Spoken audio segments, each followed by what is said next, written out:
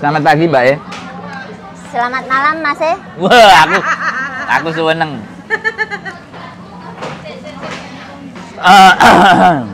Makan gorengan. Saya batuk kalau makan gorengan. Tapi kalau nerima duit nggak batuk ya? Wah, gini langsung. Tadi katanya ketemu saya di mana? Saya pertama kali ketemu Mas Sandro itu tahun berapa ya? Mungkin 5 atau 4 tahun yang lalu di toko Indo Wijaya. Oh, Hungham. Ya, Hungham. Siap. Waktu itu masih promosi kartu as itu. Ya, saya tanya-tanya tentang kartu as itulah. Terus tanya-tanya kartu as. Terus ya. kok sampai sekarang di Hongkong? Ya iyalah, memang masih senengnya di Hongkong. Ada apanya sih di Hongkong? Hongkong itu dunianya indah. Gitu ya. Bagi yang sudah di Hongkong. Tapi kalau bagi mbak-mbak yang masih di Indonesia itu keindahan hanya tercipta untuk semu saja. Kalau di Indonesia masih semu. Ya iya. Kalau sudah di Hongkong baru kerasa ya? Iya, baru terasa. Indahnya itu Senin, Selasa, Rabu, Kamis atau Minggu toh? Loh, Senin, Selasa sampai Jumat sampai Sabtu itu explore. Katakan kayak explore di dunia uka-uka. Indahnya cuma Minggu saja. Masuk nggak? Keren. Senin sampai Sabtu indahnya di uka-uka. Indahnya hanya penampakan aja ya? Iya. Cuman hari Minggu aja penampakan. Minggu saja, Minggu kita bisa codai-tai. Wah, codai-tai. Begitu Senin sampai Sabtu mumet dah sih. Ya, tapi sampean betah wo. Betah kalau ya alhamdulillah untuk job ini sekarang ini saya kan katakan majikan yang ke 1, 2, 3. Majikan ke berapa? Kayak kelima, majikan kelima saya. Iya. Alhamdulillah. Semuanya finish. Gagal 2 kali. Ngebreak 1, 7 tahun ngebreak. 7 tahun itu ngebreak. 7 tahun ngebreak. 4 bulan di interminate. 4 bulan di interminate. Finish. Sisanya finish kafe. Ya, finish. Terus sekarang masih 3 bulan. Alhamdulillah untuk yang ini sekarang aman-aman. Aman pol. Kakek 1 masih sehat. Bangun jam 8, jam 9, masak sekali malam aja. Pagi harian itu yamcha. Alhamdulillah. Tapi gini. Tadi kan yang pertama tadi kan 7 tahun tuh. Itu aku jaga bayi sampai umur 7 tahun sampai punya adik lagi. Nah, oke. Masuk ke sini itu pasti nggak seperti sekarang kan? Under pay. Saya waktu itu under pay, Mas. Tahun berapa itu? 2009. 2009 under pay gaji 3580 apa 3560 ya zaman itu. Kayak pokoknya 3.000 lebih. Sudah under pay. Iya. Adaptasi piye? Adaptasi waktu itu ya majikan masih ambil pembantu yang pertama sih. Memang saya nggak bisa ngomong. Saya cuma di rumah sama bayi saja. Oh, pokoknya bayi. Ya, ngurusi bayi ya, tok. Bayi tok. Masalah makan, masak itu yang lain rata-rata beli di luar. Majikan beli di luar. Pokoknya soalnya fokus dua majikan itu semuanya di luar. Oh, kerja di luar. Berarti saya pokoknya ya untuk cuma bayi. Fokus sama bayinya itu wah super, Mas. Kasih minum susu itu mesti muntah. Maunya majikan anaknya minum. Kalau muntah itu nggak dikasih minum lagi.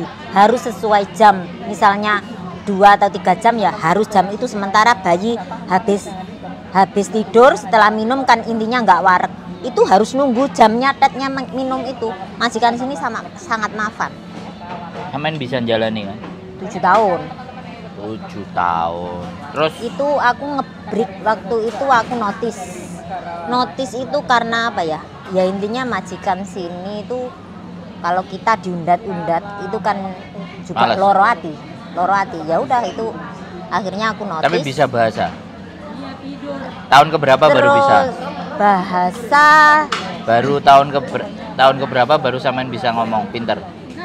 Ya mungkin setelah 5 tahun atau 4 tahun dari posisi di sana itu sudah mulai bisa ngomong ya. Tapi selama di sana masih ngomongnya halus-halus, terus tahu bahasa kasar kayak tiulomohai itu dimajikan dimajikan yang enggak yang 5 tahun ini loh. Yang 5 tahun ini. Oh, itu bahasanya sopan-sopan. Soalnya ya? Ada anak kecil ya. Bisa ya. Tapi sebelumnya nggak bisa ya? Nggak bisa sama sekali.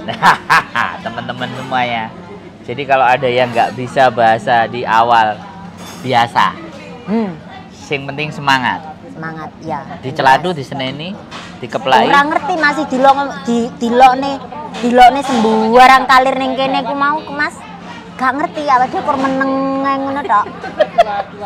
Wis pokoke bayaran. Iya. Gek awake dhewe lek diseneni majikan kan ngene. Lah kuwi majikan kan ngene. Cumi ale. Le mongo ale tap ale mongo hekem yo. Sementara orang Indo kalau diseneni kan harus gini. Itu bedanya antara Indo, intinya apa ya? Tapi dia minta sampai nambah terus tuh berarti. Aku waktu itu pernah. Nah, iya kan minta nambah terus sampai 5. Iya. Sampai 5 terus. Ya terus aku ngebreak disangoni apa ora? Ya enggak lah, kan aku mutus. Bek menowo kan aku takon. Sampeyan lah gak njaluk? Enggak lah. Sa berarti loro atine diunda-tunda. Iya. Apa sampeyan ditukokno apa kok diunda-tunda apa piye? Apa diwehi kan sesuatu sing waktu gajiku kan terus 5.000 kayaknya Mas. Zaman kuwi 5.000? 5.000. Yang berarti kontrak terakhir maksudnya setelah mau ngebreak itu ya. Pas mau ngebreak. Itu yang sampean ditambah. Iya, gaji 5 tahun.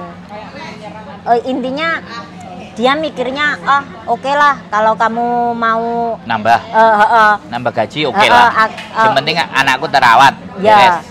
Aku intinya anak-anak tetap satu orang yang jaga, soalnya kalau beda orang pasti beda lagi cara intinya itu yang anak. Itu yang menyebabkan dia ketergantungan sama sampean toh. Ya. Oke, buat teman-teman semuanya sekali lagi ya, saya ngomong nih ya.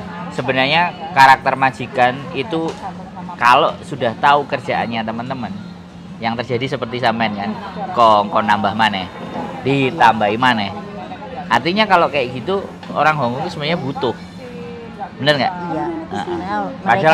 Padahal raiso boso loh. Padahal raiso boso. Iya, nggak bisa. nggak bisa sama sekali. Yang penting tahu pekerjaan ya kan?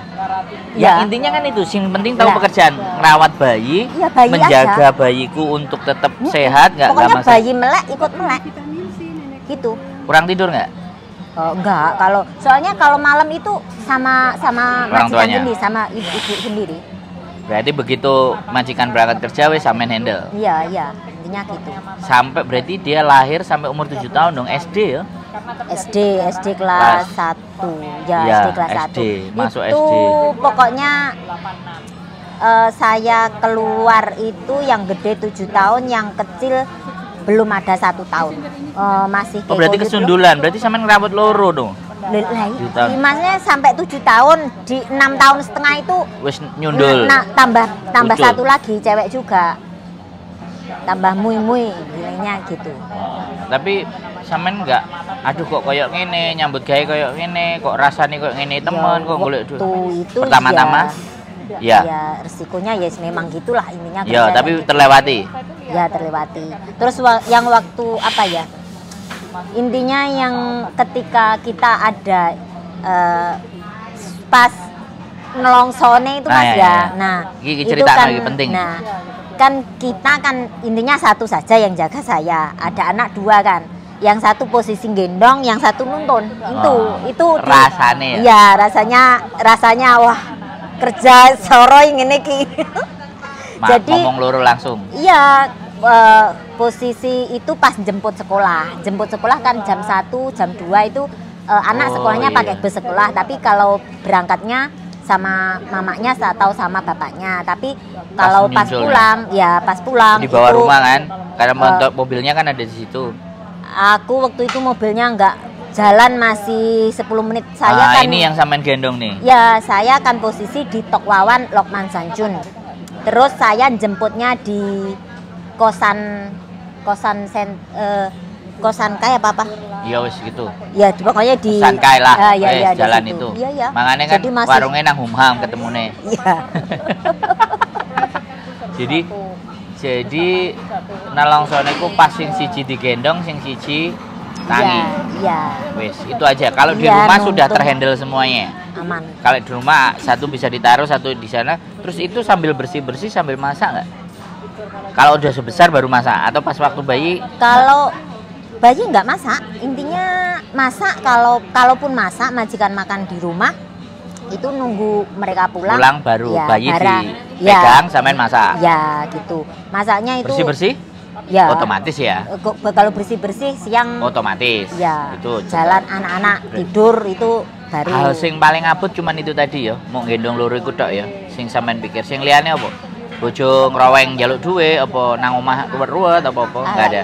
Kalau masalah dunia rumah nggak perlu Bahas ya. nggak perlu dibahas. Tapi ruwet nggak? Rata-rata ya kayak gitu. Ruwet ya? Ruwet pol.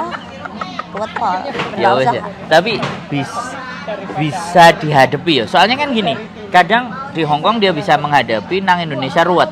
Jadi anak-anak ini goyah. Atau sebaliknya di Indonesia aman-aman saja, sama majikan Hong Kongnya ruwet. Nah nek sampean apa dua-duanya ruwet apa piye? Maksudnya masalah keluarga Kan ini ruwet. pekerjaan sampean terhandle dengan baik dan benar kan? Iya. Ya kan, pekerjaan terhandle dengan baik dan benar toh. Iya. Lah yang di Indonesia terhandle dengan baik dan benar apa piye apa ya apa bagaimana? Kalau yang di Indonesia semuanya yang handle saja. Aman jadi. Aman, makanya yang tadi tak bilang ruwet itu karena di Indonesia semuanya saya yang handle. Oh aman berarti. Ya istrinya kayak gitu. Intinya jalan ada berdampingan, tapi yang satunya nggak tahu ini kerja buat apa kan nggak tahu, ya udah jalannya sendiri-sendiri. Ya wes selesaikan ya, aman. Ya aman. Aman sentosa. jadi pada prinsipnya di Hong Kong itu tidak sesulit yang dibayangkan selama dia siap. Piye nek aku ngomong kayak gitu menurut sampean piye? Sampean sing lakoni. Ulangi. Berarti di Hong Kong itu tidak sesulit yang dibayangkan ketika mereka siap. Iya. Kalau memang kita siap segalanya ya, siap mental. Intinya kita datang ke Hong Kong jebret. Yang dibayangkan itu jangan majikan yang baik, jangan majikan yang dibayangkan itu yang soro. Yang ruwet ya? Iya, anggap aja kayak kita nonton sinetron itu, pembantu pasti makannya disisihkan lah. Ya, Bo. Ya maksudnya beda. Katakan siap di dalam kondisi intinya, yang tersisih atau tidak dianggap intinya siap dengan keadaan kalau kita mendapat majikan yang jahat. Intinya gitu. Misalnya dari segi makan, sarapan 1 lembar roti tawar. Kalau bagi saya 1 lembar roti tawar itu nggak cukup buat saya sendiri. Itu saya. Loh, kadang-kadang saya juga. Itu nggak Tantak cukup. aja 2. Ya, katakan 2. Terus itu aja masih kadang kita pingin kopi atau susu, intinya kayak gitulah. Terus dari segi makan itu kadang kalau majikan yang pelit, mereka makan, katakan kita cuma dikasih 1 kayek ataupun 2 ler sayur. Itu kalau saya yang dikasih itu aku juga nggak kurang makan. Intinya kurang makan. Kita siap dengan mental kayak gitu. Selama apa carane ya? Nek kayak gitu kita harus menyiasati toh. Ya. Selama intinya kita akan kurang makan. Selama kita masih bisa beli makan, katakan kita aku bisa keluar, aku pengen beli ini. Kita beli. Kita makan, kita beli. Yang penting kita majikan nyiapnya segitu, kita lihat dulu majikan itu gimana responnya. Kita beli makanan di luar, yang penting kita kenyang lah, intinya kayak gitu. Nggak usah nuntut yang aneh-aneh dulu, soalnya berarti pinter-pinteron atau awakmu dewe. Ya, itu dulu. Di sisi lain ada kita beli makanan di luar, majikan nggak mengizinkan. Itu banyak. Jadi pembantunya, cece-nya pulang bawa majikan itu, majikan ngeroeng. Yim-cim. Iya, ngincing kamu nggak boleh ini. Katanya makanan di luar nggak sehat lah, itu banyak sekali yang gitu mas. Tapi selama majikan kita beli, terus majikan siap, majikan nggak banyak ngomong itu oke lah. Yang penting kita makan kenyang itu aja. Selama kita kenyang, otomatis kan kita bisa hidup, jalan kerja bisa aman. Iya, itu. Jadi pada intinya adalah bagaimana cara menyiasati di dalam kondisi yang tidak kita bayangkan. Kalau Indonesia kan nggak bayang nonton, bakal cuman sak lembar gitu. Bahkan roti sak lembar, manganan nggak oleh, padahal dia pingin mangan.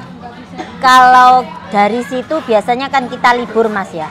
Kita libur, pulang libur itu pasti bawa makanan. Jadi beli camilan untuk nyetok. Iya, beli camilan itu mungkin pulang katakan bawa 1 kresek makanan semua kayak gitu. Buat nanti Senin, Selasa, Rabu, Kamis. Ya katakan kayak gitulah. Yang penting kita bisa nyambung makan, nyambung kenyang di rumah majikan. Ben gak kelaparan, ben gak jadi gak dikek mangan. Ya. Terus nelongsong. Oke. Itu yang sampean alami, tapi sampean tetap di Hong Kong. Nah, pertanyaanku satu. Sampai kapan? Sik tak ngombe kopi sik. Karo mikir sampai kapan. Bu Eva. Yes. Kira-kira aku lagi di Hong Kong sampai kapan? Lah kok takut aku? Katanya 10 tahun dia masih di sini. Seperti yang dikatakan Bu Eva, kayaknya 10 tahun masih di sini. Oke, luar biasa. Buat teman-teman semuanya. Jadi ada yang dijawab, oke, 1 kontak selesai doang. Nah, kali ini masih 10 tahun tetap di sini. Terima kasih. Terus terakhir, ada pesan nggak buat teman-teman yang ada? Pesennya sangat-sangat harus dipesenkan, terutama buat mbak-mbak yang baru dari Indonesia ke sini. 1, jangan mudah percaya teman. Itu jangan mudah percaya teman. Oke, kita berteman, tapi kalau ujung-ujungnya duit ataupun data, wis langsung aja ditolak. Sepurane mbak, aku nggak usah koncoan. Lek masalahmu duit. Aja tukaran ae ngene. Aja tukaran ae. Ya, wis lek sampean ujung-ujunge nembung aku duit, ujung-ujunge nembung aku data, sepurane kita nggak usah koncoan ae, wis halus-halus ae mundur. Satu itu ya wis ya. Pesennya itu. Oke, wis gak ada pesan lagi cukup? Itu aja sih yang sangat penting itu. Oke. Terima kasih teman-teman. Total perang tahun sampean? 13. Oke, ini cerita dari yang 13 tahun. Jadi bukan cerita saya, tapi cerita yang 13 tahun. Mudah-mudahan menjadikan bahan pembelajaran buat kalian semuanya. Ini pertemuan Mas Andro yang kedua. Yang kedua, yang pertama? Yang pertama tadi di toko ngapain Wijaya kita? Itu. Ngobrol. Nggak ngapa-ngapain sih. Waktu itu aku cerita yang masalah tax government itu loh. Ingat nggak? Tax government. Tas government, terus aku ndudone fotone taksi temanku waktu itu habis 88.000. Nah, waktu itu aku cerita itu. Ya kata aku lali mbak. Jadi luar Udah, biasa. Baca, makasih. Terima kasih. Sehat selalu buat teman-teman semuanya dan mbaknya. Keep stay tune di YouTube channel. See you next video. Bye bye. Subscribe terus buat channelnya komunitas YouTuber Hongkong. Bang Sandro, wong ganteng sandonya. Iya. Dan juga jangan lupa subscribe juga Mbak Yuni, Mbak Yulini.